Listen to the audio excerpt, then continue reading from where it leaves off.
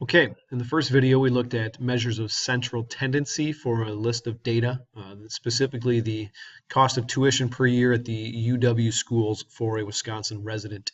We're going to continue using that same set of data to now look for some measures of dispersion. So dispersion, think dispersed, like spread out. So central tendency, what's going on in the middle of the set of data. Dispersion, how much is the data spread out.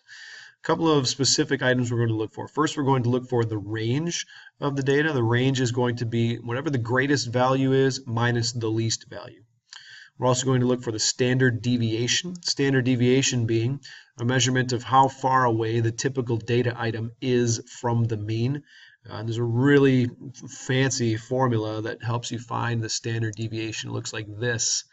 Sigma x, so this is lowercase sigma as opposed to uppercase sigma, which was our sum symbol. Sigma x is equal to the square root of the sum, adding up all these terms, the sum of the difference between each data item and the mean squared divided by n. So notice what's going on here. We're going to measure how far away is one item from the mean. Now, that might be positive, it might be negative. So we square it to make it positive regardless. And then I square that distance, and I square that distance.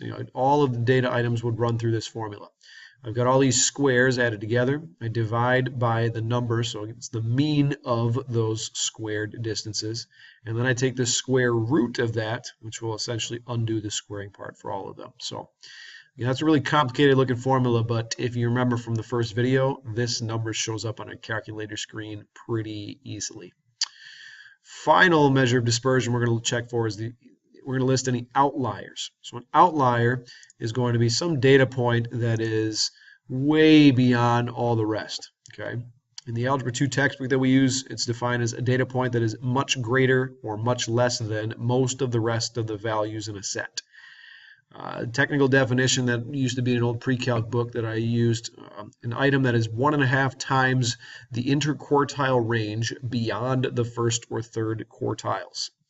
Maybe a confusing sentence, but we'll explain it as we go. So let's pick out these things from the data that we have in our calculator. So if you remember, we ran the one variable statistics for the list of a set of data earlier. First thing we're going to look for is the range. Well, the range would be the greatest or the maximum minus the minimum.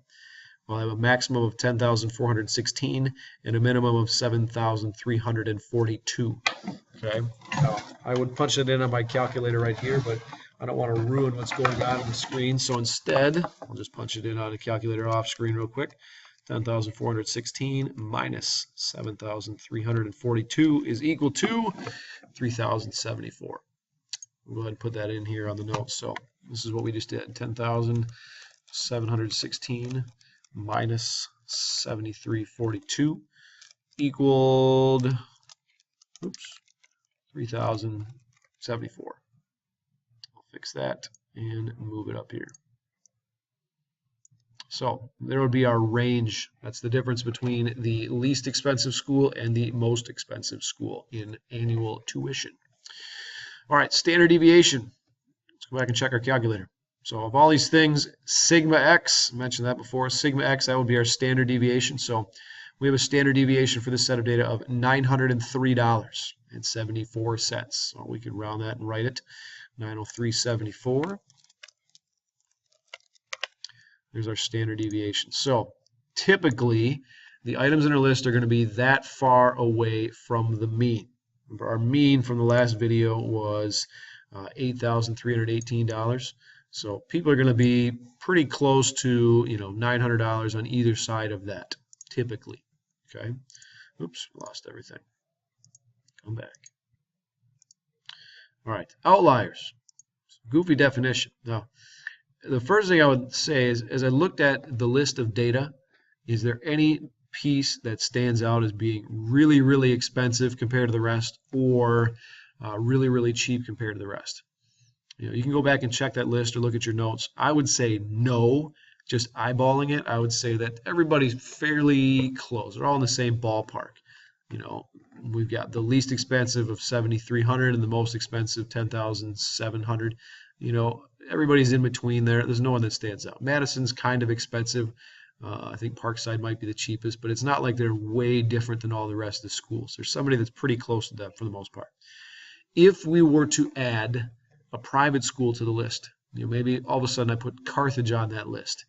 Carthage's tuition wouldn't be an outlier compared to that set of data. So if Carthage charges, just guessing, let's say 30 grand a year for tuition.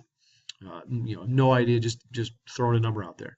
Let's say it's 30 grand a year. That's way beyond the 7 to 10 grand that most of the UW schools are going to charge. That would be an example of an outlier. It's just a ridiculous number that doesn't fit with the rest. Okay. Now, as far as the technical definition, an item that's 1.5 times the interquartile range. Oh boy. The interquartile range is the difference between the first quartile and the third quartile. Again, a little off-screen math here. I'll do a quick subtraction. That difference is $14.54 and 50 cents. So that would be my interquartile range. We'll go IQ for that. Now, an outlier is going to be any number that's 1.5 times that beyond the first or third quartile. So the other thing, maybe I'll just jot down, okay, Q1, the first quartile, is 75.63. And Q3, the third quartile. And if you ever made a box and whisker plot, you might recognize the first and third quartiles because you'd need those for a box and whisker plot. Whoops, we'll do that. So there's my third quartile. Now the other thing I'll do, this is my interquartile range of 1454. I'll take that times 1.5. That'd be 2181.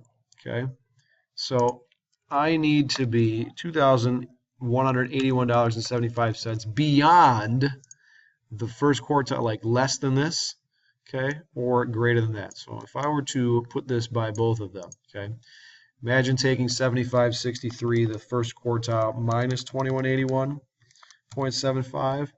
Well, that gives you 5381.25. Is there any school that's that cheap or cheaper?